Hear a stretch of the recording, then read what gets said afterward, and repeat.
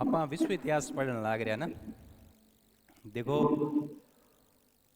विश्व इतिहास की जी आप काल बात करी कि वर्ल्ड हिस्ट्री का 40 ही पेज है, ज़्यादा पेज को नहीं है, मात्र 40 पेज है। देखो वर्ल्ड हिस्ट्री की जो कोई भी बुक पढ़ोगा तो 500-600 पेज की बुक है। ठीक है, पहली बात तो आप बुक पढ़ को नहीं पावा। दूसरी बात है कि आप धक्को कर लेंगे, पढ़ भी लेंगे तो आपने याद कौन रहे। तीसरी बात है कि हम पढ़ भी लेंगे तो इतने बढ़िया नोट्स नहीं बना पाएंगे। और क्योंकि आप जी क्लास में पढ़ना नहीं, जैसे हम क्लास में पढ़ रहे हैं वैसे इस नोट्स में लिखे हुए हैं। तो मात्र 40 पेज के ऐसे का नोट्स है वर्ल्ड हिस्ट्री का, जगह अपनी दुकान पर पड़े। ठीक है, इन अंदर सारा जी पॉइंट है।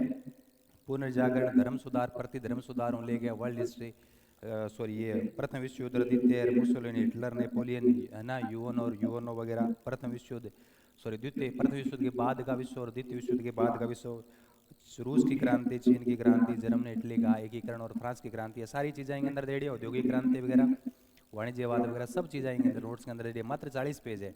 देखो थे सीधो देखोगा ना तो थे सोचो यार 40 पेज है, थाने कौन ज़्यादा समझ में कौन आ, क्योंकि चीज़ तो जाने कोई जाने, हर एक आदमी ढा थोड़ी पड़े भैया इस चीज़ में कितो दम है। और आप एक काम करना, पिछले जितने भी सालों के पेपर है वो पेपर रख लेना और नोट्स देख लेना। मैं कह रहा हूँ आने वाली सारी चीज़ें इसमें डाटा कलेक्ट करे लिख रहे, एक बुक में तन कौन मिलेगा। तो ये बड़ा इंपॉर्टेंट है, क्योंकि आप जहाँ पढ़ रहे हो तो वैसे ही चीज़ आप पढ़ोगे तो ही वो चीज़ याद हो जाएगी। जिस तरीके से आपको पढ़ा है वैसे ही आपके नोट्स है तो ही तो याद होगा। इसलिए ध्यान रखना, रख दिया आप ले लेना आराम से ना। कल हम वर्ल्ड हिस्ट्री स्टार्ट करी और आज वर्ल्ड हिस्ट्री के लिए आप बात करा तो फर्स्ट वर्ल्ड वार आप स्टार्ट करियो। आज फर्स्ट वर्ल्ड वार ने दोबारा आप देखांगा और जहाँ से छोड़ा था वहाँ से स्टार्ट करेंगे। कल हमने सर बात किया था विश्व युद्ध, प्रथम विश्व युद्ध। प्रथम विश्व युद्ध की यदि आप बात करा तो देखो प्रथम विश्व युद्ध, ठीक है। तो प्रथम विश्व युद्ध हमेशा की तरह हर टॉपिक ने पढ़ने को एक स्किल है ना। तो हमारा टॉपिक था प्रथम विश्व युद्ध, प्रथम विश्व युद्ध, फर्स्ट वर्ल्ड वॉर है ना। गुरुजी 1914 में ले गए 1918 तक चालियो। प्रथम विश्व युद्ध ने आप 5 भागा में बांट के स्टडी करांगा। सब पहला अपन के देखना है पृष्ठभूमि, फिर प्रथम विश्व युद्ध के क्या कारण थे, फिर घटनाक्रम, कद कद की शिक्षा देश की शिक्षा गुट में शामिल हुआ वो घटनाक्रम देखेंगे। फिर इस युद्ध के क्या परिणाम निकले और परिणाम के बाद में अपना 500 और लास्ट पॉइंट हो जाएगा तथ्य फिक्स है हमारा, क्योंकि आप पढ़ा तो पहला पॉइंट लगभग अपन पृष्ठभूमि में, फिर लास्ट तथ्य है। तो 3 ही बीच में पॉइंट है, पहला कारण, घटनाक्रम और परिणाम, जो कि बहुत कॉमन बात है। तो सर फर्स्ट वर्ल्ड वार आप पढ़ो तो काल थाने जी बात बताई तो सब पहला आप के पढ़ांगा पृष्ठभूमि, सब पहला के पढ़ांगा पृष्ठभूमि। आप देखोगा तो सब पहला पृष्ठभूमि देखांगा। तो पृष्ठभूमि में आप के चीज देखी वो देखो आप, और यूरोप को मानचित्र था दिखने लग रहा है, क्योंकि फर्स्ट वर्ल्ड वार यूरोप में लड़ा गया था ना। तो ये मानचित्र में था ज्यादा समझ में आस, मैं सारी बातें लिख दूंगा, चिंता करने की जरूरत को नहीं। थाने काल बात बताई कि कुछ एक देश अपन याद रखना है, वो इंग्लैंड है, वो फ्रांस है, जर्मनी है और बीच में बेल्जियम है। Poland, Belarus, Ukraine, Czechoslovakia, Austria Hungary, Romania, Bulgaria वगैरह है। तो उस टाइम में यह ऑस्ट्रो हंगरी, ऑस्ट्रिया हंगरी ये साम्राज्य हुआ करता था। कौन सा साम्राज्य? ऑस्ट्रिया हंगरी साम्राज्य। और आप देखोगा यूरोप के इन्हें बगल में एशिया की तरफ आऊंगा तो तुर्की देश पड़े, और तुर्की देश और इधर जो साम्राज्य हुआ था उसको हम बोलते हैं ओटोमन साम्राज्य। क्या था? ओटोमन साम्राज्य।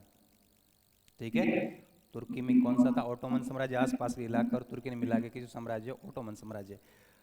काणिकेवी की समय है 28 जून, 28 जून 1914। मैं 1914 के यूरोप की मानचित्र की बात करने लगा रहा हूँ। आज ये देश है, आज का देश है। 1914 में इस टाइप का मानचित्र था। तो याद रखना कि पॉलिटिकल जो सिनेरियो इस टाइप था कि ऑस्ट्रो हंगरी साम्राज्य हुआ करता था। और उस ऑस्ट्रो हंगरी साम्राज्य का राजा मैंने बताया था कौन है राजा? राजा भूल गए आप? जोसेफ। जोसेफ के 3 लड़का और तीनों ही पुत्र के अयोग्य, इसलिए जोसेफ को अपना उत्तराधिकारी किसको बनाना पड़ा? जल्दी बताओ। उत्तराधिकारी बना दिया फर्डिनेंड। और ये कब बनाया? 1889 में उन्होंने अपना उत्तराधिकारी घोषित कर दिया। और फर्डिनेंड ने फिर विवाह किया था किससे? सोफी से। सब याद है आपको। सोफी से विवाह कब किया? 1900। ध्यान से सुनना। इस ऑस्ट्रो हंगरी साम्राज्य का राजा है जोसेफ। जोसेफ के 3 पुत्र, तीनों ही पुत्र अयोग्य थे, इसलिए उसको मजबूरन नहीं चाहते हुए अपने भतीजा फर्डिनेंड को उत्तराधिकारी घोषित करना पड़ा। और वो बात है 1889। 11 साल बाद 1900 में वो फर्डिनेंड शादी करता है। किससे करता है? सोफी से करता है। तो जोसेफ को ये बात पसंद वैसे थी नहीं, लेकिन नहीं चाहते हुए बनाना पड़ा था, मजबूरी थी। इसलिए जोसेफ ने कुछ प्रतिबंध लगा दिए फर्डिनेंड पर। एक तो विवाह के अंदर आप वो सही तरीके से वो आपको वो नहीं मिलेगा, प्रोटोकॉल नहीं होगा, और वो बहुत सारी बातें। और ये भी कह दिया कि इनसे जो पुत्र होगा वो आगे राजा नहीं बन पाएगा, है ना। समय का पहिया घूम रहा था और चलते चलते 1900 से आ गया 1914। 1914 में क्या हुआ? 1914 के अंदर ये जो देश है ना, देखिए ये आज क्लियर दिख रहा है, बोस्निया और हर्जगोविना। 1914 के आसपास आते जोसेफ वो बीमार पड़ गया। क्या पड़ गया?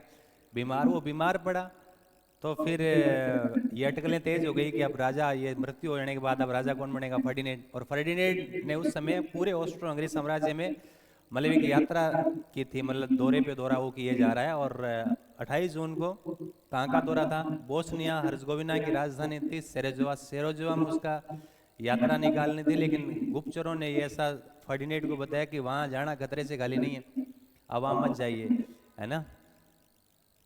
तो फिर उन्होंने बात मानी नहीं और 28 जून को वो सेरेजोवा की यात्रा पर जाता है। सुबह के 11 बजे है और गैब्रिलो नाम का एक व्यक्ति है, गैब्रिलो नाम का एक व्यक्ति 19 साल कुछ महीनों का है, उसने गोली मारकर सोफी और फर्डिनेंड की क्या कर दी? हत्या कर दी। बात कब की? 28 जून की बात है 1914। जैसे ही हत्या हुई तो स्टार्टिंग में तो जोसेफ ने ऐसे ही, है ना, इस बात को टाल दिया, बोले जो होनी थी हो गया। लेकिन कुछ टाइम के बाद उनके मंत्री संतरी ने उनको कुछ उकसाया, तो फिर उस जोसेफ ने क्या किया? देखो, बोस्निया हर्जगोविना के बगल में क्या पड़ते हैं? सर्बिया, है ना। तो इन्होंने, जोसेफ ने सर्बिया को क्या दिया? 48 घंटे, 2 दिन का अल्टीमेटम दिया। 10 मांगे रखी गई किसके पास? सर्बिया के सामने 10 मांगे रखी गई कि आप 10 मानों को मानो। तो उसमें 10 में से कहते हैं कि 8 मांगे तो मान ली गई थी, कुछ मांगे 2 मांगे थी उन्होंने नहीं मानी। एक मांग तो ये थी कि ऑस्ट्रिया ये चाह रहा था कि मैं सर्बिया में घुसकर और जो इस हत्या के अंदर जो शामिल है उन लोगों का मैं क्या करूं? दमन करूं। ये बात नहीं मानी। और महज 1 महीने बाद, 28 जून के 1 महीने बाद 28 जुलाई को ऑस्ट्रिया अटैक कर देता है किस पर? सर्बिया। और सर्बिया की राजधानी है बेलग्रेड पर वो कब्जा कर लेते हैं और फर्स्ट वर्ल्ड वार का आगाज हो जाता है। इस घटना से 2 चीजों का पता चलता है कि पहली बात मैंने कल भी बताया था कि हत्या कहाँ होती है? बोस्निया और हर्जगोविना में। और पनिशमेंट किसको दिया जा रहा है? सर्बिया को। और दूसरा ये, केवल 2 व्यक्ति की मृत्यु से इतना बड़ा वर्ल्ड वॉर हो गया, इसमें 2 करोड़ लोग मारे गए। क्या 2 व्यक्तियों की हत्या इतनी इंपॉर्टेंट थी कि 2 करोड़ लोग मर गए? इतना बड़ा युद्ध हो गया। तो आप जी कहानी आगे स्टार्ट करेंगे, इन सारी चीज़ों को अपन आंसर मिलेगा। तो पहली बात आप ये भी सोच रहे होंगे कि सर इन्हीं का साम्राज्य था, इन्हीं के साम्राज्य में जब ये लोग क्या कर रहे हैं? यात्रा कर रहे हैं, तो लोगों ने इनको गोली क्यों मार दी? इसका उत्तर ये है कि ओटोमन साम्राज्य का कभी हिस्सा हुआ करता था ये राज्य, बोस्निया, ये बुल्गारिया, सर्बिया, ये जो राज्य है वो, है ना, बाल्कान देश है, इन पर कभी ओटोमन साम्राज्य का क्या हुआ करता था? कब्जा हुआ करता था। लेकिन 1878 में एक संधि होती है, बर्लिन की संधि। बर्लिन की संधि में यह कर दिया गया कि इनका प्रशासन सौंप दिया गया ऑस्ट्रिया को, और यह कह दिया गया कि ये प्रशासन संभालेंगे, अधिकार नहीं करेंगे। लेकिन 1908 में ऑस्ट्रिया ने अधिकार कर लिया था। और इस इलाके में, बोस्निया वाला इलाका है, यहाँ सर्ब जाति के लोग रहते थे, और वो सर्ब जाति के लोग सर्बिया और बोस्निया में थे। और बोस्निया लगातार अपनी स्वतंत्रता की मांग कर रहा था और सर्बिया उसको क्या कर रहा था? सपोर्ट कर रहा था। सर्बिया उसको सपोर्ट कर रहा था। इस वजह से जब ये हत्या हुई तो ऑस्ट्रिया को पता चला कि जो गैब्रिलो ने हत्या की थी, लेकिन उस हत्या में एक काला हाथ नाम की संस्था है जो सर्बिया की है, इसलिए सर्बिया को अल्टीमेटम दिया गया और सर्बिया को पनिशमेंट दिया गया था। तो सर्बिया को क्यों पनिशमेंट दिया गया, ये बात समझ में आई। दूसरी बात कि भाई 2 व्यक्ति की मौत से इतना बड़ा युद्ध हो गया, क्या यही कारण था? नहीं, ये केवल एक तात्कालिक कारण था।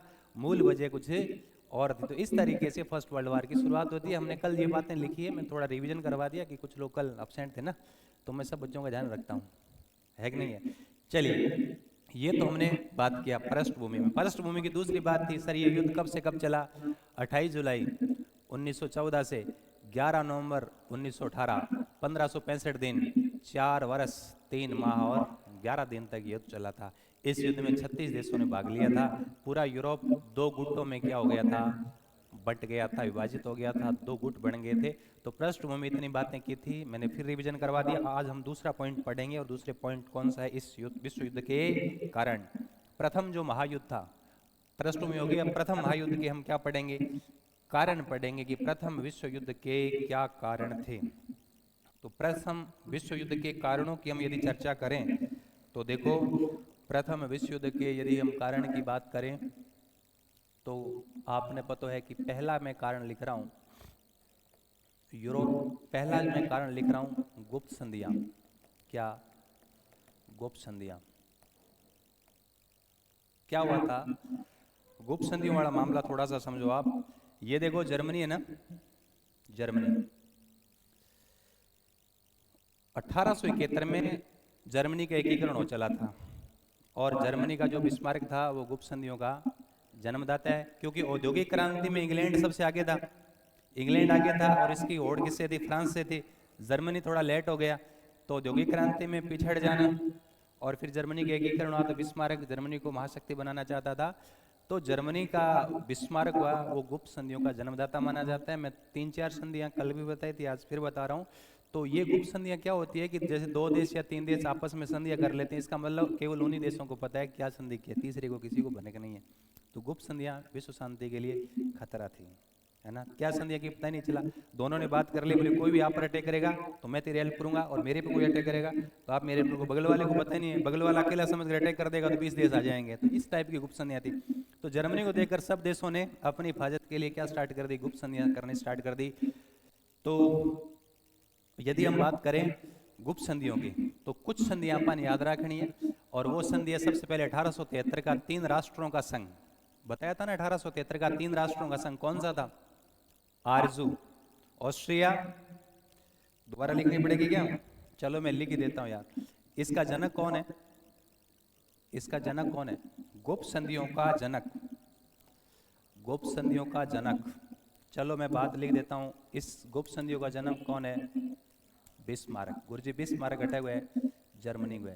और इन गुप्त संधियों का उद्देश्य क्या था, बोलो, फ्रांस को क्या रखना, फ्रांस को EUROP, यूरोप में क्या करना, मित्र विहीन। जर्मनी चाहता था, जर्मनी क्या चाह रहा था कि मैं फ्रांस को क्या रखूं, यूरोप में मित्र विहीन। ये पड़ोसी है जर्मनी और फ्रांस, इसका उद्देश्य यह था। फिर सर कौन कौन सी संधियां हुई, 1873 3 सम्राटों का क्या बना, संघ। बताओ भाई, 3 सम्राटों का संघ कल बताया था। 3 सम्राटों का संघ में याद रखो, आरजू, आ से क्या हो जाएगा, ऑस्ट्रिया, रे से क्या हो जाएगा, रसिया, रे से क्या हो जाएगा, रसिया, और जय से क्या हो जाएगा, जर्मनी। तो मैं लिख रहा हूं ऑस्ट्रिया, रसिया मतलब रूस, और जय से क्या हो जाएगा, जर्मनी।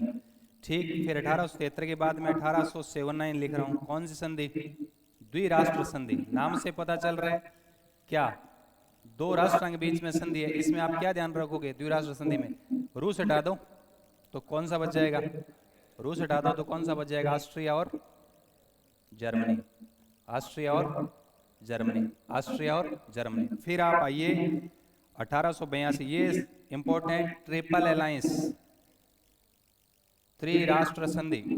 कौन सी, त्रिराष्ट्र संधि, मतलब 3 राष्ट्र है, ट्रिपल अलायंस। कौन कौन है, देखो त्रिराष्ट्र, याद रखो आइज, त्रिराष्ट्र संधि में ट्रिक याद रखो, आइज। आज से ऑस्ट्रिया, इटली, जर्मनी, मतलब ऑस्ट्रिया, इटली, ये देखिए इटली भूमध्य सागर में लटका हुआ देश है ना इटली, और ये जर्मनी। तो जर्मनी, इटली और ऑस्ट्रेलिया, त्रिराष्ट्र संधि। तो कौन सी, जर्मनी, बोलो, इटली और ऑस्ट्रिया। आइज याद रख लो रे, कल मैंने बता रखा है ऑस्ट्रिया। उसके बाद याद रखना जब ये संधि हुई तो फिर एक संधि जो 1907 की संधि है वो इंपॉर्टेंट है। सर 1907 की कौन सी संधि है? 1907 की संधि है कि त्रिराष्ट्र सौहार्द संधि। त्रिराष्ट्र सौहार्द संधि। सर ये त्रिराष्ट्र सौहार्द संधि क्या है? देखो ये त्रिराष्ट्र सौहार्द है कि यूनाइटेड किंगडम मतलब इंग्लैंड, फ्रांस, भाई ये संधियां कर रहे हैं तो बगल वाले करेंगे ना, इंग्लैंड, फ्रांस और रूस। इंग्लैंड, फ्रांस और रूस। तो इस तरीके से गुप्त संधियों का जो सिलसिला चला था पूरा यूरोप, मतलब आप यूं कह सकते हो कि दो गुटों में बंट गया था। तो त्रिराष्ट्र में कौन हो जाएगा? यूके, फ्रांस और क्या, रूस। ए मैं तेने बताया कि और तो संधि याद रहे न रहे, ए दो संधि जरूर याद रखनी है। किसी 1882 त्रिराष्ट्र आइस, आइस, ऑस्ट्रिया, इटली, जर्मनी, ए तीन देश आइस। और ये देश कहलाए धुरी राष्ट्र। ये त्रिराष्ट्र वाले क्या कहलाए? ये कहलाए धुरी राष्ट्र। और ये कहलाए कौन से वाले? त्रिराष्ट्र सौहार्द संधि जके गंदरा पाके पड़ियो, फ्रांस, यूनाइटेड किंगडम और रशिया, ये कहलाए मित्र राष्ट्र। तो मैंने कल भी बताया था, फिर आज बता रहा हूं, ये कहलाए कौन से? मित्र राष्ट्र।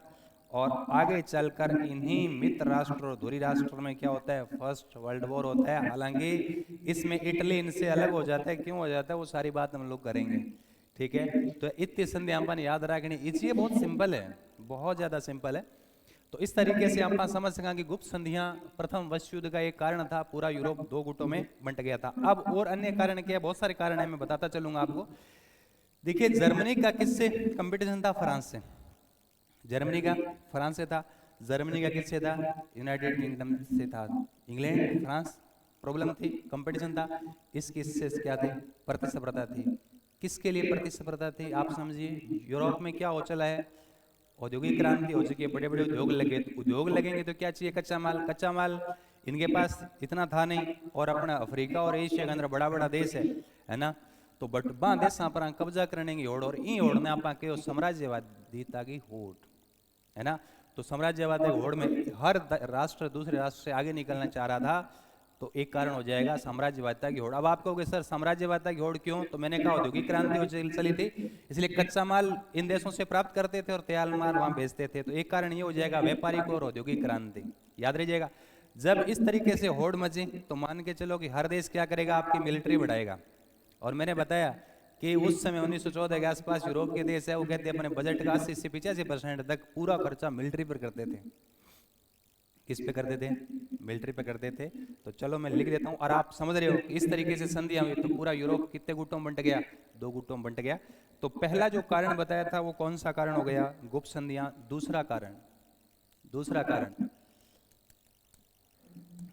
फ्रांस जर्मनी की प्रतिस्पर्धा। नेक्स्ट बोलो तीसरा कारण, इंग्लैंड जर्मनी की,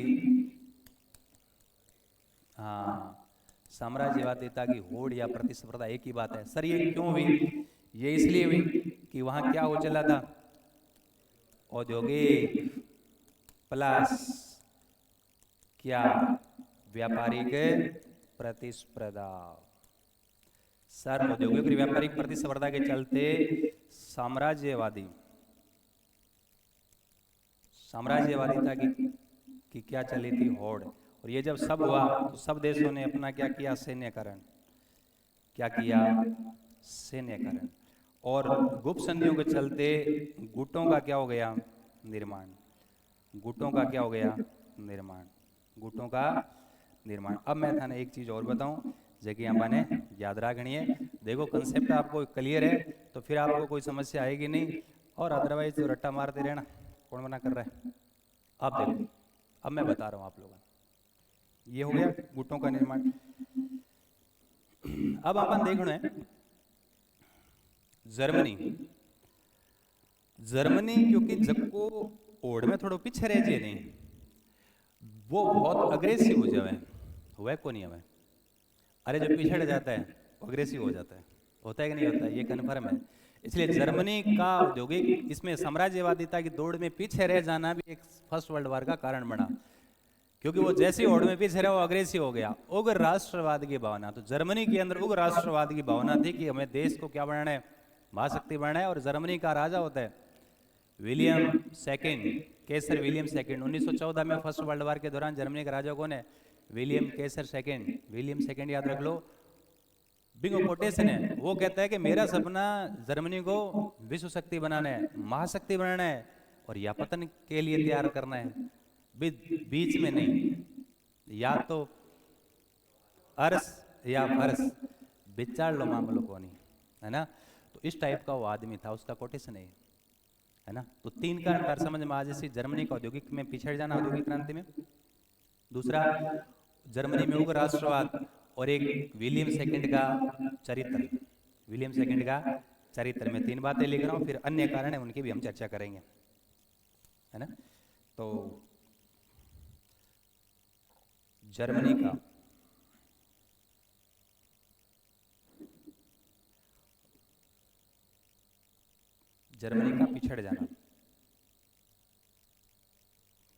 पिछड़ जाना, औद्योगिक क्रांति, गेंदरबी और साम्राज्यवाद की दौड़ में, इन सब में वो पिछड़ गया था। इसलिए जर्मनी में क्या हो गया? उग्र राष्ट्रवाद।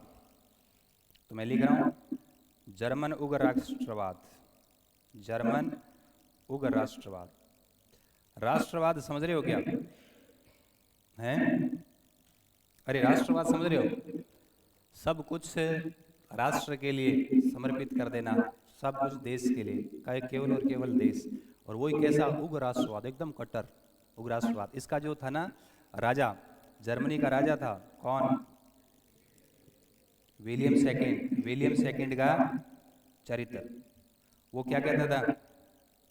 क्या कहता था भाई? वो क्या बनाना है? जर्मनी को महाशक्ति बनाना है, या क्या करना है? पतन के लिए तैयार। या तो जर्मनी को महाशक्ति बनाना है, और एक भावना बैठ गई कि युद्ध से ही देश आगे जा सकता है। अब सर और क्या कारण है? 10 कारण लिख दिए, मैं 11वां कारण लिख रहा हूं, और बड़ा इंपॉर्टेंट है। उस समय के जो विचारक थे ना, उस समय के विचारक, उनके जो कोटेशन थे या उनके विचार थे, वो युद्धोन्मुखी थे। युद्धोन्मुखी समझ रहे हो? युद्ध प्लस उन्मुखी, युद्ध की तरफ धकेलने वाले। आपने माल्थस थ्योरी पढ़ी है? माल्थस देखो, मतलब कितनी विडम्बना है कि आप छोटी छोटी क्लासा की जगह बातें आपने याद कौन, है ना। गलत बात है। माल्थस थ्योरी क्या कहती है? माल्थस कह रहे हैं कि जनसंख्या बहुत तेजी से बढ़ रही है, और खाद्यान्न उतने तेजी से बढ़ नहीं रहा, इसलिए सर्वाइव करने के लिए युद्ध जरूरी है, कि युद्ध में आदमी मरेंगे। इसलिए माल्थस कह रहा है कि जनसंख्या पर नियंत्रण लाने के लिए युद्ध जरूरी है। डार्विन क्या कह रहा है? डार्विन तो सबने पढ़ा यार, योग्यतम की उत्तरजीविता का सिद्धांत। डार्विन कह रहा है योग्यतम की उत्तरजीविता का मतलब क्या हो गया? जो योग्य आदमी है वही जिएगा। और सही बात है, सही बात है। आपका जो पेपर होता है, हजारों लाखों लोग फॉर्म भरते हैं, पेपर में बैठते हैं, और ध्यान रखना कुछ लोगों का सिलेक्शन होता है, काफी लोग, बहुत सारे लोग फेल हो जाते हैं, फिर वो कहते हैं ये हो गया वो हो गया। लेकिन मुझे याद है डार्विन का सिद्धांत तब याद आता, उन लोगों को भी डार्विन का सिद्धांत याद करना चाहिए कि योग्यतम की उत्तरजीविता, योग्य होगा वही सर्वाइव करेगा। कमजोर आदमी के लिए इस दुनिया में, संसार में जगह नहीं है ना। इसलिए यदि फेल हो रहे हो तो कहीं ना कहीं खुद में कमी है, इसलिए खुद की कमी को क्या सुधारो, दोष मत दो, बाकी चीजों पर सिस्टम रही है ना। तो याद रखना डार्विन कह रहा है योग्यतम की उत्तरजीविता। एक हिगल के युद्धोन्मुखी विचार है। हिगल क्या कहता है कि युद्ध एक सद्गुण है। वो कह रहे लड़ाई करना बहुत अच्छी बात है, लड़ाई करना बहुत अच्छी बात है। उस समय के जो विचारक थे, उनके ऐसे विचार थे, तो उन्होंने भी फर्स्ट वर्ल्ड वॉर को हवा दी। तो ये कारण है, ध्यान रखना, याद रह जाएगा। उसके अलावा समाचार पत्रों का योगदान। समाचार पत्र की यदि हम बात करें तो कि एक देश की समाचार पत्र है वो दूसरे देश के प्रति आग उगले जा रहा है, और दूसरे देश के समाचार पत्र है वो बगल वाले देश के प्रति आग उगले जा रहा है। तो लोगों में ऐसे मतलब भावना, युद्ध की भावना क्या है, दिमाग में बैठ गई।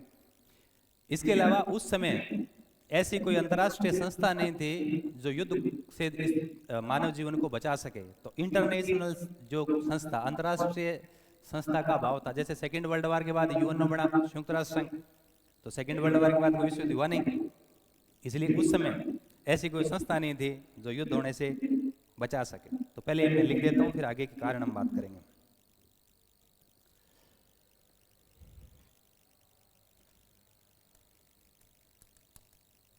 तो युद्धोन्मुखी विचारक, युद्धोन्मुखी विचारक कौन कौन से हैं? सुनो। ईगल, ईगल क्या कह रहा है? युद्ध क्या है? सद्गुण है। युद्ध को क्या बताया? सद्गुण। मालथस, मालथस क्या है? कि जनसंख्या यदि नियंत्रण करना है, जनसंख्या को यदि नियंत्रण करना है तो युद्ध क्या है?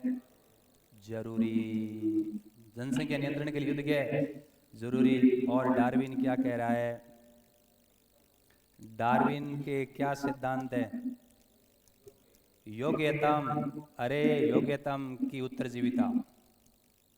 योग्यतम की उत्तरजीविता का मतलब क्या हो गया? कि योग्य है ना तो वही बाद में जी सी, है ना। वो बताया कि स्टार्टिंग में बहुत सा जी हाँ पौधा उग जाए, लेकिन फिर वही पौधे सर्वाइव कर पाते हैं, आगे बड़े पेड़ बन जाते हैं कि जो योग्य होते हैं, बाकी मर जाते हैं, खत्म हो जाते हैं।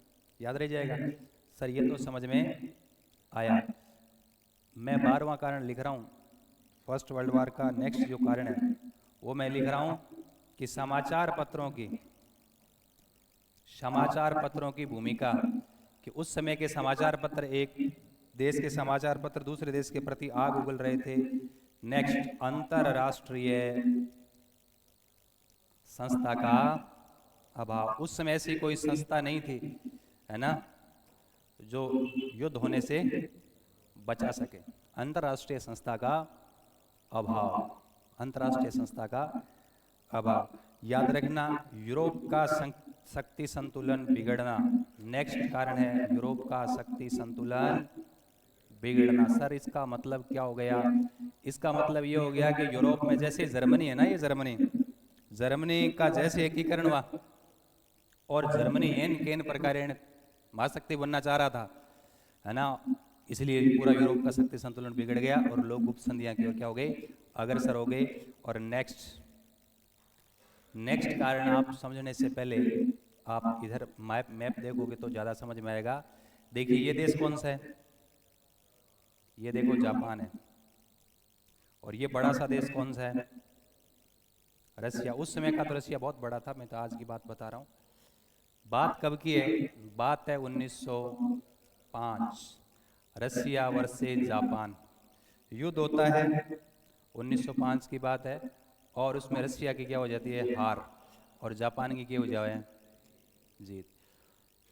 एक छोटे से देश ने एक बहुत बड़े देश को क्या कर दिया? हरा दिया। दो बातें निकलकर सामने आई। एक तो रसिया पूर्व दिशा में उसको हार मिल गई, इसने इसलिए रसिया ने पश्चिम के देश मतलब यूरोप की राजनीति में इंटरेस्ट लेना स्टार्ट हो गया। अरे थारो घटाई कर मामलो नहीं बैठा है तो बड़ लारे थोड़ी पेड़ हो गए थे, दूसरी चीज जाके प्रयास करूंगा कि बट नहीं बैठे तो आप नहीं बैठ जाते। यूरोप जापान से हार गया था तो पूर्व में उसका इंटरेस्ट खत्म। अब इंटरेस्ट कहाँ चालू कर दिया? पश्चिम में। भाई कहीं ना कहीं इंटरेस्ट क्रिएट करेगा ना, रस खत्म थोड़ी हुआ है कि नहीं? तो इसने यहाँ इंटरेस्ट लेना स्टार्ट कर दिया। अब यहाँ इंटरेस्ट लेगा तो फिर वही संधिया मंदिया वो सारी बात हो जाएगी कि ये कारण भी है। दूसरा ये भी है कि एक मिथ टूट गया। मिथ क्या टूटा? कि छोटे छोटे एक छोटे से एक बहुत बड़े देश को हरा दिया, तो यूरोप के जो छोटे छोटे देश थे उनमें कॉन्फिडेंस आ गया, अरे जापान ने कर दिया हम भी कर देंगे, है कि नहीं? तो बस ये सारे तमाम कारण है। तो मैं लिख रहा हूं कौन सा,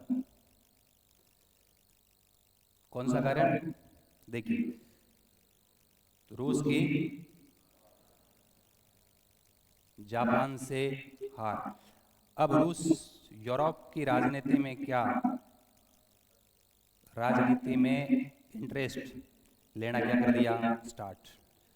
और 16वां मैं लिख रहा हूं तात्कालिक कारण। मैंने कहा ना कि कोई की घटना का एक कारण नहीं होता, कई कारण होते हैं। युद्ध जैसे महायुद्ध या विश्व युद्ध का कोई एक कारण नहीं है। महायुद्ध की भूमिका दशकों में तैयार होती है, सालों साल लग जाते हैं। और तात्कालिक कारण आपको पता है क्या बताया था? फर्डिनेंड, फर्डिनेंड और सोफी की क्या? सेरेजुआ में हत्या। बोस्निया हर्जेगोविना की राजधानी सेरेजुआ में हत्या। तो ये 16 जो कारण है फर्स्ट वर्ल्ड वार का, मोटा मोटा एक कारण अपन ध्यान होना जरूरी है। तो इस तरीके से पूरे फर्स्ट वर्ल्ड वार की पृष्ठभूमि क्या हो चुकी थी, तैयार हो चुकी थी। अब वापस मैं उसी जगह आता हूँ और फिर हम उस पर चर्चा करेंगे। देखो, चलो मैं नेक्स्ट पे ले चलता हूँ आपको। फर्स्ट वर्ल्ड वार का कितना पॉइंट है? 5। पृष्ठभूमि पढ़ लिया, कारण पढ़ लिया। अब समझ में आया ना, फर्स्ट वर्ल्ड वार के बहुत सारे कारण थे और तात्कालिक कारण क्या था? वो तो केवल एक तत्काल, यूरोप एक बारूद के ढेर पर बैठा था और एक चिंगारी की आवश्यकता थी, है ना। कर्नल हाउस का कोटेशन है कि यूरोप बारूद के ढेर पर बैठा है और एक चिंगारी की आवश्यकता है। जर्मन राजदूत कहता है कि शांति एक दुर्घटना की दया पर निर्भर है। एक छोटी सी दुर्घटना भी पूरा यूरोप बारूद के ढेर पर बैठे, बहुत बड़ा विस्फोट होगा। विस्फोट हो गया। ये चिंगारी कौन सी थी? सेरेजोवा में सोफी और फर्डिनेंड की हत्या। ये तात्कालिक कारण है, मतलब उसी समय का कारण है। अब देखो किया किया वो घटनाक्रम चल वो घटना चक्रम देखांगा कि किसो देश तुरंत किया शामिल हुए, कदगत शामिल हुए और के तरीके शामिल हुए। तो नेक्स्ट अपन तीसरा पॉइंट पढ़ने जा रहे हैं और वो कौन सा है? घटनाक्रम। कौन सा है? घटनाक्रम। अब देखो घटनाक्रम, घटनाक्रम देखोगा तो आप ऐसे समझोगे तो ज्यादा समझ में आएगा आपके, क्योंकि संधि आपको याद है। अब मैं आपको बता रहा हूं, इधर देखो कौन सा है घटनाक्रम। तीसरा पॉइंट आपका कौन सा हो जाएगा? घटनाक्रम किस किस तरीके से, कौन कौन सा देश इस जंग में शामिल हुआ। तो घटनाक्रम में पहली बात 28 जून वाली बात तो थारी याद है। 28 जून 1914 सेरेजोवा, सेरेजोवा में किसकी हत्या हो जाती है? फर्डिनेंड प्लस सोफी की क्या हो जाती है? हत्या। सुनो जरा, 28 जून। फिर दोबारा देखो, ऑस्ट्रिया का राजकुमार जहां बोस्निया हर्जगोविना की राजधानी सेरेजोवा में हत्या हो जाती है और ऑस्ट्रिया अटैक कर देता है। कब? सर्बिया पर, पूरा 1 महीने बाद। कब? 28 जुलाई। बार बार 1914 लिखने की आवश्यकता नहीं है, 28 जुलाई। 28 जुलाई में ऑस्ट्रिया ने क्या किया? ऑस्ट्रिया ने सर्बिया पर क्या कर दिया? हमला। अब क्योंकि गुप्त संधियां करेड़ी सारंग लोग आएंगे, तो 28 जुलाई सर्बिया पर ऑस्ट्रिया ने क्या कर दिया? हमला किया। और सर्बिया की राजधानी है बेलग्रेड, बेलग्रेड पर क्या कर लिया? कब्जा कर लिया। अब सब लोग आएंगे क्या ग्रेडिया, मामलो सेट है सबको, है ना। अब थे मन बताओ कि सर्बिया और बोस्निया हर्जगोविना में सर्ब जाति के लोग रहते थे, है ना। उनको रसिया भी सपोर्ट करता था। कौन सपोर्ट करता था? रसिया। आज ये एस्टोनिया, लाटविया, लिथुआनिया, ये जो बेलारूस, यूक्रेन, ये रसिया का हिस्सा था उस वक्त। रसिया यहाँ तक था, तो रसिया भी इन पर अधिकार जमाना चाह रहा था, वो इनको सपोर्ट करता था। तो जैसे ही ऑस्ट्रिया ने 28 तारीख को किसको मारा? सर्बिया को। तो रसिया ने कहा हमारे लोगों को मार रहे हो। 29 को रसिया ने किसको मार दिया? अगले दिन रसिया ने किसको मारा? ऑस्ट्रिया को, अगले दिन। तो 28 जुलाई ऑस्ट्रिया सर्बिया को मार रहा है, अगले दिन 29 जुलाई को कौन मार रहा है? बोलो यार, है? 29 जुलाई। 29 जुलाई रूस ने किसको मारा? रूस ने ऑस्ट्रिया पर क्या कर दिया? ऑस्ट्रिया पर हमला। बोले मेरे लोगों को मार रहा है। अब ऑस्ट्रिया किसको पुकारेगा? ऑस्ट्रिया पुकार रहा है, कहकर यार ये तो गड़बड़ हो गया। ऑस्ट्रिया अब जर्मनी को पुकार रहा है, अरे बोले गड़बड़ हो गया यार, जर्मनी को कहे मार मार। तो जर्मनी ने किसको मारा? रशिया को 1 तारीख को। कब मारा? 1 तारीख को। तो 1 जुलाई के बाद क्या आ जाएगा? 1 अगस्त। 1 अगस्त को जर्मनी ने किसको मारा? जर्मनी ने किसको मारा? रूस को। जर्मनी ने किसको मारा? रूस को। कितने तारीख को? 1 तारीख को। 1 तारीख को तो ऊपर मारा, 2 तारीख का रेस्ट किया, 3 तारीख को नीचे मारा, मतलब फ्रांस को मार दिया। किसको मार दिया? फ्रांस को। तो 1 तारीख को तो जर्मनी ने रूस को मारा, फिर 3 अगस्त को किसको मारा? जर्मनी ने किसको मारा? फ्रांस। अब फ्रांस ने संधि किससे करी? फ्रांस, रूस और यूनाइटेड किंगडम वो थी ना त्रि राष्ट्र स्वाद संधि 1907। फ्रांस पुकार रहा है किसको, अपने भाई को पुकार रहा है, किसको, यूनाइटेड किंगडम। बोले अरे मारो। तो 4 तारीख को इसने इसको मारा, इंग्लैंड ने किसको मारा, जर्मनी को। 4 तारीख को, अगले दिन।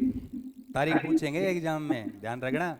4 तारीख को, 4 अगस्त को किसने मारा, यूके ने किसको मारा, जर्मनी को। किसको मारा, जर्मनी को। याद रह जाएगा क्या। अब आओ 23 अगस्त। कब आओ, 23 अगस्त। ये एक दूसरे को मार रहे हैं। 23 अगस्त को क्या हुआ, इधर देखो, इधर नहीं, वापस जाओ। 23 अगस्त को क्या हुआ, जापान ने किसको मारा, किनको मारा, इधर नीचे रह गया क्या। जापान ने किसको मारा, जापान शामिल हो गया किसकी तरफ, फ्रांस और इनकी तरफ। जापान किस में शामिल हो गया, फ्रांस, इंग्लैंड और रूस की तरफ से शामिल हो गया। तो फिर ये तुर्की है ना, तुर्की किसकी ओर शामिल हो गया, ऑस्ट्रिया की ओर, जर्मनी की ओर। तो 23 तारीख को जापान तो किसकी ओर शामिल हो रहा है, मित्र राष्ट्रों की ओर, और तुर्की किसकी ओर शामिल हो रहा है, धुरी राष्ट्रों की ओर। तो याद रखना। ओ क्यों याद रहे, अरे याद रहे, चिंता ना करो। तो 23 अगस्त को जापान ने किसका पक्ष लिया, मित्र राष्ट्रों का। जापान ने मित्र राष्ट्रों का लिया, तो तुर्की ने किसका पक्ष ले लिया, धुरी राष्ट्रों का। धुरी राष्ट्र मतलब, मित्र मतलब फ्रांस, इंग्लैंड, रशिया है, धुरी मतलब ऑस्ट्रिया, जर्मनी वगैरह। तो ये कब की बात हो गई, 23 अगस्त की बात होगी। कुल मिलाकर आप पानी याद रखना है कि 1914 में तो ही मामला हो। अब 1915 को साल आप नाम कर देंगे इटली के। 1915 को नाम किंग कर देंगे इटली का। आप इटली देखो, आप समझो कि मैंने वो संधियां बताई थी, आइस, त्रिराष्ट्र संधि, ट्रिपल अलायंस, जर्मनी, इटली और ऑस्ट्रिया। जर्मनी, इटली और ऑस्ट्रिया। पहले जर्मनी ऑस्ट्रिया के साथ था ना इटली, मैंने तब कहा था, अभी अब से 10 मिनट पहले मैंने कहा इटली बाद में अलग हो जाता है। इटली को लगा कि यार इधर तो मामला बैठ नहीं रहा, चलो है ना, पलटी मारा। तो इस इटली को बुलाया इंग्लैंड वालों ने लंदन में, और 15 में 26 अप्रैल को लंदन में गुप्त संधि कर ली इटली के साथ। बोले बट जागे के लिया से बड़ को आन जानी कोनी मार सागा अटरिस मड़ाई है। इटली ने कहा यार तो फिर आ जाते हैं। तो 26 अप्रैल को गुप्त संधि होती है 1915, और लंदन की गुप्त संधि के द्वारा इटली मित्र राष्ट्रों को छोड़कर धुरी राष्ट्र की तरफ आ जाता है 26 अप्रैल। और लगभग कुछ दिन बाद, 27 दिन बाद, 23 मई 15 को वो युद्ध में कूद जाता है इंग्लैंड के पक्ष में, है ना। समझ गए बात। तो ये बातें आपको ध्यान रखनी है। तो नेक्स्ट, अच्छा चलो ये हो गया। मैं यहाँ लिख रहा हूँ 1916। 1916 में 2 ही तारीख याद रखनी है, एक तो 26 अप्रैल, 26 अप्रैल और 23 मई। 15 कर दो किसके नाम, इटली के नाम। 26 अप्रैल को तो गुप्त संधि होती है, कौन सी, लंदन की गुप्त संधि के द्वारा। 1916 तो किसके नाम कर दो, इटली के नाम। 15 सॉरी 16 नहीं, 14 के बाद 15 ही आएगा ना, 1915। 1915 किसके नाम कर दो, इटली के नाम। क्या, 26 अप्रैल को लंदन की गुप्त संधि, कौन सी गुप्त संधि, लंदन की गुप्त संधि के द्वारा, है ना, ये मित्र राष्ट्रों के पक्ष में हो लिया। और 23 मई को ये ऑस्ट्रिया के विरुद्ध का मतलब हो गया धुरी राष्ट्र के विरुद्ध युद्ध में क्या हो गया, शामिल। संधि तो 26 अप्रैल ने करे, 27 दिन बाद 23 मई को ये किसमें, युद्ध में शामिल हो गया। समझ गए बात। तो 15 किसके पक्ष में कर दिया, 15 का मतलब इटली। अब साल आएगा 16, कौन सा साल आएगा, 16। घटनाक्रम में 16 के साल क्या हुआ था सर, ये युद्ध बड़ा लंबा चला था। तो 16 के साल में क्या होता है, आप देखो 16 के साल में 31 मई का दिन है। कौन सा मई का दिन है, 31 मई। 31 मई 1916। 16 में एक ही घटना होती है, कौन सा युद्ध, जाटलैंड का युद्ध। 31 मई के तंबाकू निषेध दिवस है। वो जाटलैंड का युद्ध है गुरुजी, जाटलैंड का युद्ध घटा हुआ है, यूरोप में भी जाटलैंड का युद्ध हुआ है। हाँ, फर्स्ट वर्ल्ड वार के दौरान होता है। पढ़ा है आपने, फर्स्ट ग्रेड की तैयारी कर रहे हैं। कहाँ है ये जाटलैंड? जगह का नाम है, कहाँ है? हैं? नहीं, अब देखो मैं, ये डेनमार्क देश है ना, डेनमार्क। डेनमार्क का ऊपर वाला ये इलाका है ना, इसको क्या बोलते हैं? जाटलैंड। डेनमार्क का ऊपर वाला इलाका है उसको क्या बोलते हैं? जाटलैंड। और क्योंकि ये पानी है इंग्लैंड के, ये वाला पानी है पूर्व वाला, इसको बोलते हैं उत्तरी सागर। क्या बोलते हैं? उत्तरी सागर। अब मैं एक कोटेशन बताऊंगा, उससे आपको आइडिया हो जाएगा। बिस्मार्क कहता था, जर्मनी का बिस्मार्क कहता था कि जर्मनी और इंग्लैंड के बीच में कभी युद्ध हो ही नहीं सकता, क्योंकि इंग्लैंड समुद्र का चूहा है और जर्मनी जमीन का चूहा है। कहने का मतलब क्या है? इंग्लैंड की नौसेना नेवी बहुत पावरफुल थी, रॉयल ब्रिटिश नेवी उस समय की बहुत पावरफुल थी। जर्मनी के पास इतना सामान नहीं था। और ये जो युद्ध होता है, पता है ये युद्ध कौन सा होता है? ये युद्ध इधर ही होता है, उत्तरी सागर में। ये जाटलैंड डेनमार्क में, इसके तट के आसपास युद्ध होता है कि एक तरफ से तो इंग्लैंड के नौसैनिक जो जहाज है वो आगे, एक तरफ फ्रांस के नौसैनिक जहाज आए। मई और जून, मई जून में युद्ध हुआ, 31 मई को स्टार्ट हुआ। उस युद्ध में दोनों पक्षों को भारी नुकसान होता है। कहते हैं कि फर्स्ट वर्ल्ड वार का एक बहुत बड़ा नौसैनिक युद्ध था, उसमें कई युद्ध बहुत नष्ट हो गए, सैनिक मारे गए थे। तो ये जटलैंड का युद्ध किसके विरुद्ध होता है? कहाँ होता है ये?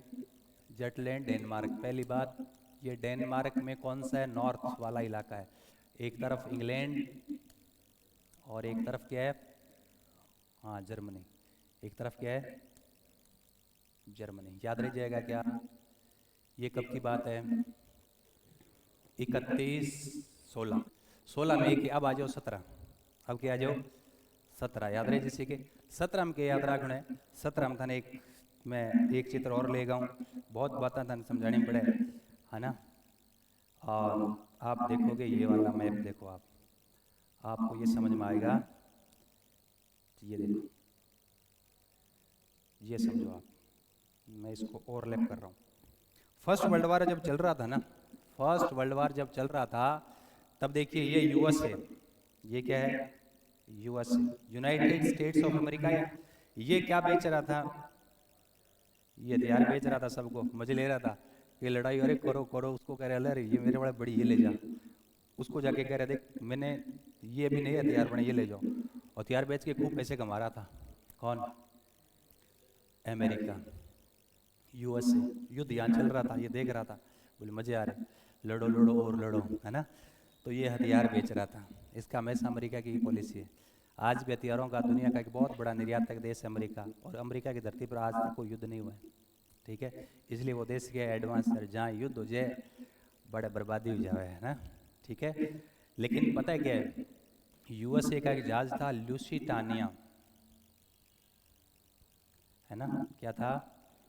लुसिटानिया, ये जहाज था। ये क्या था? जहाज था।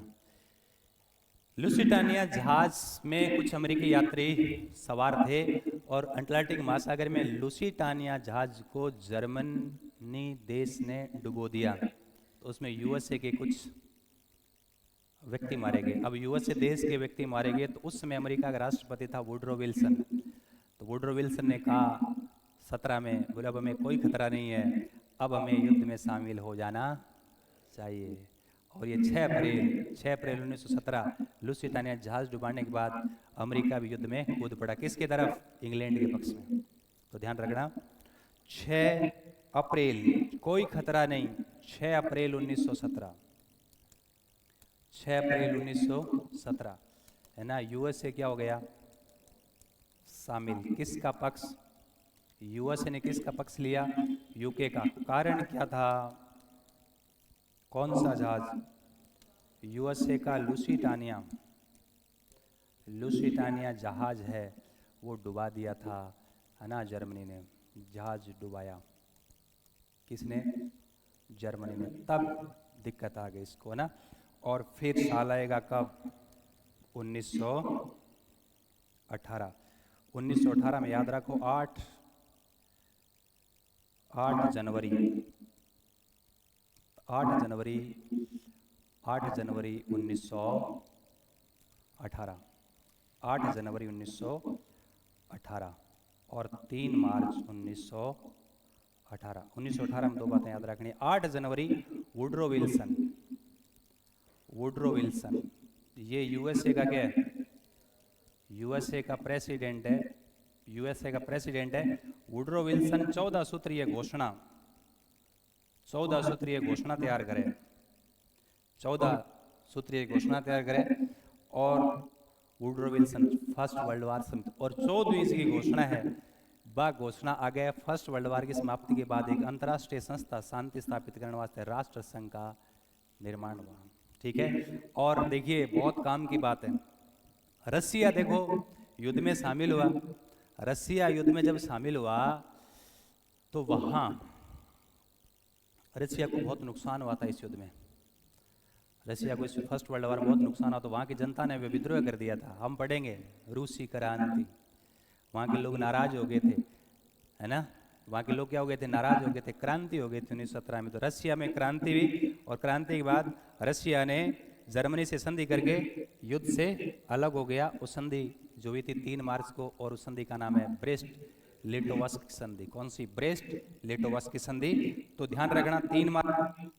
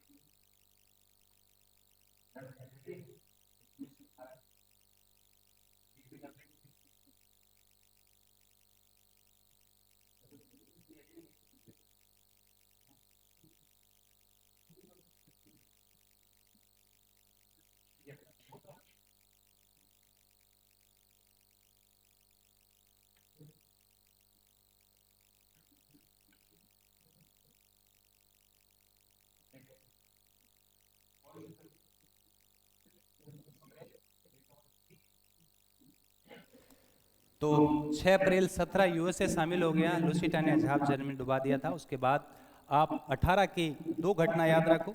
कौन सी, 8 जनवरी, 8 जनवरी की कौन सी घटना है, 8 जनवरी 1918 वुडरो विल्सन ने 14 सूत्रीय घोषणा जारी की। यूएसए के प्रेसिडेंट है। 14वीं जो घोषणा से एनओ राष्ट्र संघ के निर्माण से जुड़ा हुआ है। 3 मार्च को ब्रेस्ट लिटोवस्क, ब्रेस्ट लिटोवस्क की संधि हो गई। और किस किस के बीच हुई, जर्मनी प्लस रूस। और इस संधि के द्वारा रूस क्या हो गया, इस युद्ध से क्या हो गया, अलग। रूस ने कहा बेस्ट है संधि, है ना, हमें रिस्क नहीं लेने। ब्रेस्ट लिटोवस्क की संधि 3 मार्च, रूस इस युद्ध से क्या हो गया, अलग हो गया। और याद रखना 11 नवंबर 1918, 11 नवंबर 1918 में युद्ध क्या हो जाता है, समाप्त। याद रखना 11 मतलब जर्मनी ने क्या कर दिए, हाथ खड़े कर दिए। ऑस्ट्रिया ने पहले हाथ खड़े कर दिए। फाइनली फर्स्ट वर्ल्ड वॉर में हाथ खड़े कब हुए, 11 नवंबर। हाथ खड़े हो गए ना, युद्ध क्या हो गया, समाप्त हो गया। और लास्ट हार किसकी थी, जर्मनी। जर्मनी का राजा कौन, जर्मनी का राजा वही कौन, विलियम कैसर। क्या कहता था, जर्मनी को या तो महाशक्ति बनाना है या पतन के लिए क्या करना है, तैयार। तो पतन तो हो गया। तो ये जर्मनी का जो राजा था कौन, विलियम सेकेंड। उसको लगा कि यार ये तो गड़बड़ हो गया, है ना, महाशक्ति तो बने नहीं, और क्या हो गया, पतन हो गया। तो अपने परिवार के लोगों को आकर जल्दी जल्दी रेडी हो जाओ, भाग निकलना है। क्या करना है, भाग निकलना है। और जर्मनी से कहाँ भाग गया वो, जर्मनी के बगल में क्या लग रहा है, हॉलैंड। तो भाग कर कहाँ गया, सह परिवार हॉलैंड आ गया, है ना, फरार हो गया।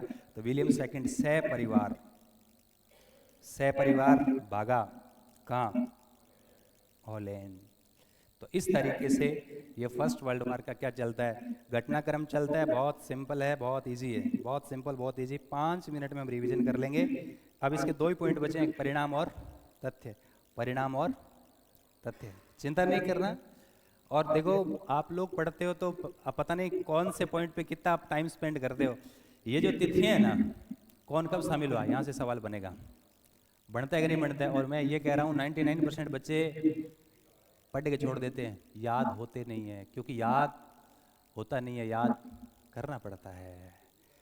और याद करने पिछले बार अमेरिका का पूछा था, देख लो, मैं तो बता रहा हूँ यार, मैं यही तो बता रहा हूँ आप लोगों ने कि सवाल कैसे बनेंगे, कहाँ से बनेंगे और उसको कैसे याद करना है, सारा काम हो रहा है। चलिए, फर्स्ट वर्ल्ड वार के 5 पॉइंट थे। पृष्ठभूमि, कारण, घटनाक्रम कैसे चला, परिणाम और तथ्य। परिणाम तथ्य 2 बचे, तीनों कर लियो, मैं ब्रीफ में बता रहा हूँ। पृष्ठभूमि में बताया कि पृष्ठभूमि में क्या बताया, हाँ, ऑस्ट्रिया हंगरी साम्राज्य का राजा जोसेफ ने उत्तराधिकारी चुना था फर्डिनेंड। फर्डिनेंड और सोफी की हत्या सेरेजोवा, जो बोस्निया हर्जगोविना की राजधानी में हत्या हो गई 28 जून 14 को। और 1 महीने बाद ऑस्ट्रिया ने जर्मनी पर क्या कर दिया, ऑस्ट्रिया ने सर्बिया पर क्या कर दिया, अटैक कर दिया। तो ये तो तात्कालिक कारण है। मैंने बताया था युद्ध चला था 4 वर्ष 3 माह 11 दिन 1565 दिन। युद्ध में भाग लेने वाले देश कितने थे, 36। मैंने पृष्ठभूमि में लिखा है, फिर आगे तथ्य में फिर लिख देंगे, ये आप फर्स्ट डेट थोड़े एब्सेंट हो गए। तो दूसरा पॉइंट है, युद्ध के कारण क्या, गुप्त संधियां। गुप्त संधियों के अलावा ये सारी बातें याद रखनी है। गुप्त संधियों के अलावा, गुप्त संधियों के अलावा आप याद रखना बहुत सारे कारण है। इसके अलावा कौन सा बताया, फ्रांस और जर्मनी का कंपटीशन, और फ्रांस, जर्मनी और इंग्लैंड का कंपटीशन। तो फिर क्या हुआ, साम्राज्यवाद की होड़। साम्राज्यवाद की होड़ क्यों मची, क्योंकि व्यापारिक और औद्योगिक प्रतिस्पर्धा होने लगी। सब देश सैन्यकरण कर रहे थे, यूरोप 2 गुटों में बंट गया था। जर्मनी का औद्योगिक क्रांति की दौड़ और साम्राज्यवाद दौड़ में पिछड़ जाना, यह भी कारण है। जर्मनी का उग्र राष्ट्रवाद और जर्मनी का राजा विलियम सेकंड का उग्र चरित्र। जर्मनी को क्या तो महाशक्ति बनाना है या पतन के लिए क्या करना है, तैयार रहना है। युद्धोन्मुखी विचारक है, ईगल कह रहे हैं युद्ध के सद्गुण है। डार्विन कह रहा है योग्य वही जिएगा, योग्यतम की पुत्र जीविता। और फिर माल्थस कह रहे हैं कि जनसंख्या नियंत्रण के लिए युद्ध क्या है, जरूरी है। सर, समाचार पत्रों की भूमिका आग उगल रहे थे। इसके अलावा अंतर्राष्ट्रीय संस्था का अभाव, अंतर्राष्ट्रीय संस्था के अभाव के साथ यूरोप का शक्ति संतुलन बिगड़ जाना। रूस की जापान से हार हो गई, पूर्व दिशा में इंटरेस्ट खत्म, तो यूरोप की राजनीति में उन्होंने भाग लेना स्टार्ट कर दिया। और तात्कालिक कारण क्या है, फर्डिनेंड और उसकी पत्नी सोफी की सेरेजोवा में हत्या। एक कारण और है जो मैं बता दूंगा, नोट्स में लिखा हुआ है, चिंता नहीं करनी। एक कारण और है, वो सवाल आ सकता है। वो कारण ये है कि आप थोड़ा मैप में देखोगे तो ज्यादा समझ में आएगा। मोरक्को संकट। सर ये मोरक्को संकट क्या है, मैं यहाँ लिख दूंगा ना। ये देश है ना, ये देश कौन सा है, मोरक्को। ये देश कौन सा है, फ्रांस। ये देश कौन सा है, जर्मनी। जर्मनी का इस मोरक्को पर अधिकार था। और फिर जर्मनी ने 1905 में मोरक्को को क्या कर दिया, फ्री कर दिया। जैसे उसको फ्री किया तो फ्रांस 1911 के अंदर अटे सेना भेज दी।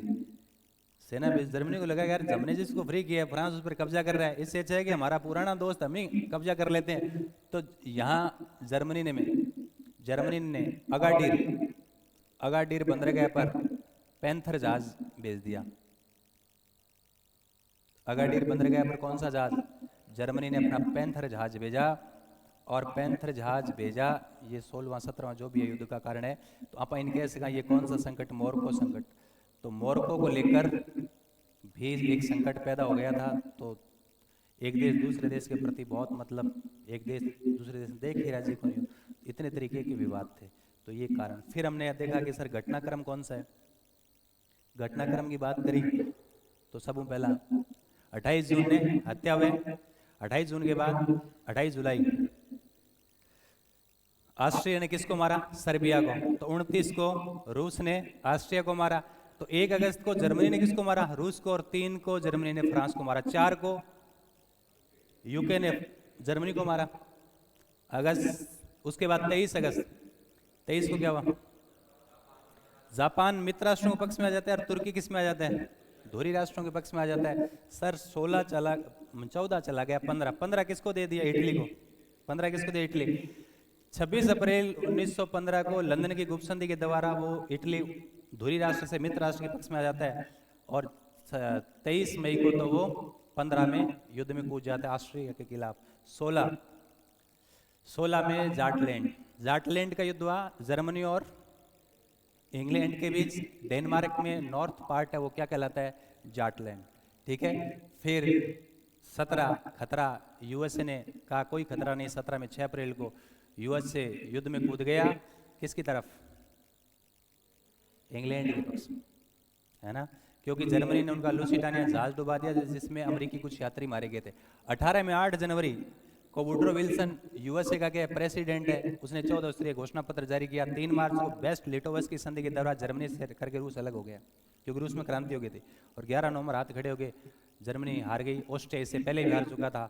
और फिर राजा वहाँ का विलियम केसर कहाँ से भाग कर देखिए, जर्मनी से भाग कर कहाँ चला गया, हॉलैंड। ये इलाका कहाँ है, हॉलैंड में चला गया, नीदरलैंड या हॉलैंड। इस तरीके से आप कह सका कि वर्ल्ड वार 11 नवंबर 1918 4 साल 3 महीना और 11 दिन की लंबी लड़ाई के बाद समाप्त माना जाता है, समाप्त हुआ। क्लियर है? तो वो हमारा फर्स्ट वर्ल्ड वार की घटना। अब हम पढ़ेंगे परिणाम और फिर क्या पढ़ेंगे, तथ्य। तो बात दिमाग में बैठेगी यार, हैं? बोलो कितने की बैठे, भीम सिंह पूरी बैठे? मजा आ रहा है कि नहीं आ रहा है? मजा आ रहा है कि नहीं आ रहा है? मजा आना जरूरी है ना। जब तक रस है तब तक इंटरेस्ट है, पढ़ाई मन लगेगा। रस खत्म